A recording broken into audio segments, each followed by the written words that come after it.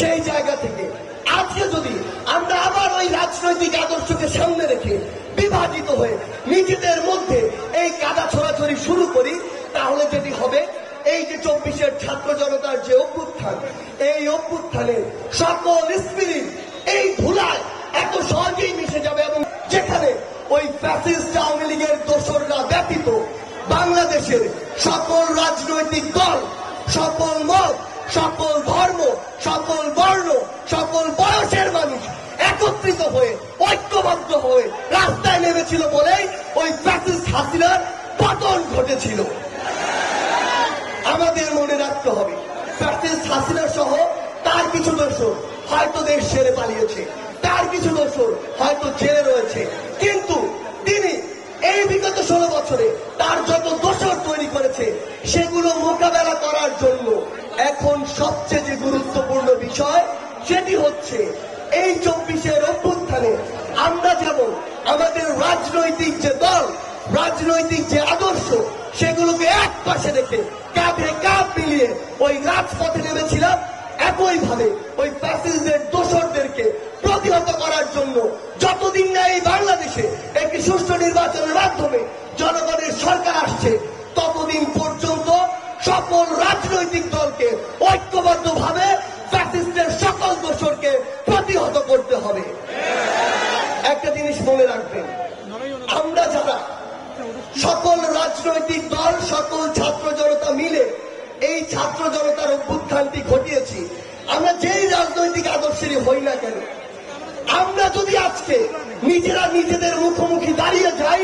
একটি নতুন জনতার সরকার নির্বাচিত হওয়ার পূর্বে, তাহলে ওই ফ্যাসিস্টের দোসররা যারা এখন গর্তে লুকিয়ে আছে, যারা এখন আত্মগোপনে রয়েছে, তারা দুইটা কাজ করবে। এক, আমাদের নিজেদেরকে লাগানোর জন্য তারা সর্বোচ্চ চেষ্টা করবে, নিজেদেরকে মুখোমুখি দাঁড় করিয়ে দিয়ে তারা পিছন থেকে মজা নেবে, এবং তৃতীয়ত, আমরা নিজেরা যখন নিজেদের মধ্যে সংঘাতে লিপ্ত হব, এই সুযোগটি নিয়ে তারা তাদের দেশের ভিতরের, দেশের বাইরের যত দোসর রয়েছে সকলকে নিয়ে আমাদের উপরে পাল্টা আরেকটি হামলা করবে। গুরুত্বপূর্ণ কথাটি হচ্ছে, পিছন থেকে যেই সাপেরা এখনো ছোবল দেওয়ার জন্য অপেক্ষা করছে, তাদেরকে প্রতিহত করার জন্য সবচেয়ে গুরুত্বপূর্ণ বিষয়,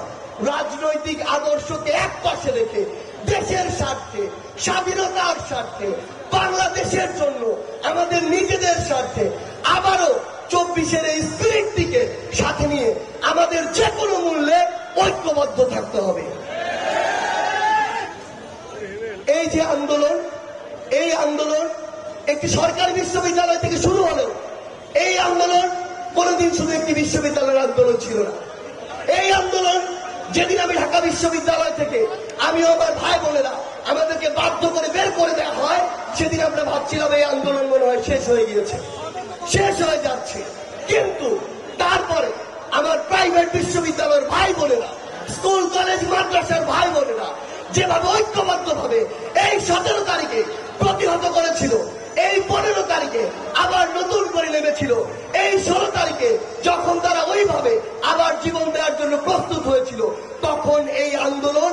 নতুন করে আবার শুরু হয়েছে। এই আন্দোলনে প্রত্যেকেরই তার জায়গা থেকে সর্বোচ্চ অবদান রয়েছে।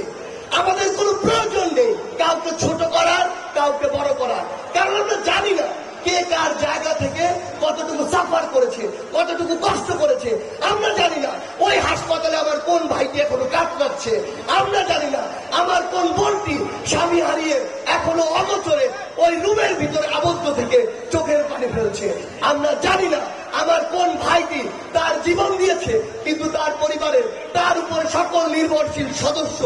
কিভাবে চলবে সেই চিন্তাটি প্রতি মিনিটে মিনিটে পড়ছে।